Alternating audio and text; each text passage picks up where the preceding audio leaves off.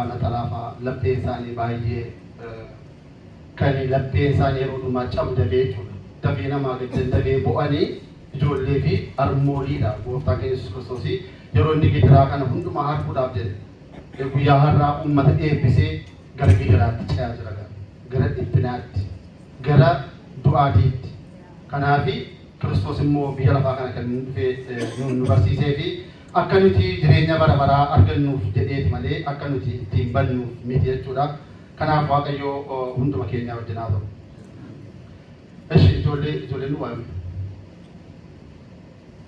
Egaa akkasuma gaafa torban dhufu immoo akkuma beekamu guyyaa gaafa kamisaa guyyaa gaafa roobii qabamee guyyaa gaafa jimaataa hin fannifamee guyyaa gaafa kamisaa immoo foonsaaf dhiigasaa kottaa nyaadhaa dhugaa jedhee uummata isaa waamee kennee fi guyyaa gaafa jimaataa garuu hin fannifamee jechuudha.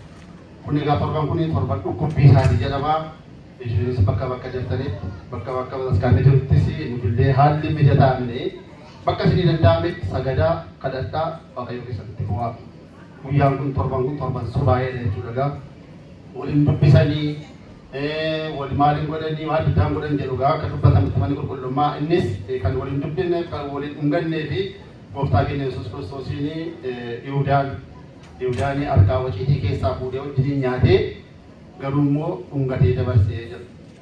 Gooftaa keenya akkamittiin beeka Yohaannisii fi gooftaan keenya fayyisaan keenya wal fakkaatu turan. Kanaaf akkamittiin hin beekaa'anii akkamitti beekna jennaan ani yeroon dhaqee qabu warra shiftoota sanaa. Shiftoota sun immoo inni fa'i luboota fa'aa, dhaabuloota fa'aa, abboota fa'i warroota gurguddoodha. Innaa yeroon dhaqee qabu maal jettu jennaan dhaqee dhungadhaa yeroo sana kottaatti namaa qabaadanii dhaqanii qabanii inni dhaqee dhungatee dabarsee jechuudha. Kanaaf jedhamee egaa torban kana keessaa waan baay'ee ofirraa eeggataa jechuudha. Maqaa abbaa ilmaa qulqulluullee hin jedhamamaa akkatti maqaa Waaqayyoo waamamaa. Eddasii booda egaa wanta hundumtuu wanti ta'uu qabu maqaa Waaqayyoo haa ta'u jedha. Sagaduun kadhannaa godhachuun wanti hundumtuu barbaachisaadha. Torban kana keessa egaa guyyaa gidiraasaa guyyaa dhiphina isaatiif sababa ta'ee fi guyyaa dhiphina isaatii kana immoo hundumti keenya dhiphinni isaa dhiphina kooti jennee gidiraa kana nuus fudhannee akka ittiin irraa hirmaannu jechuudha. Inni utuu inni dhufee nuun fannifamne ta'ee nuti jireenya bara baraa hin argannu. Inni utuu dhufee nuuf hin duune ta'ee jireenya bara baraa hin argannu jechuudha.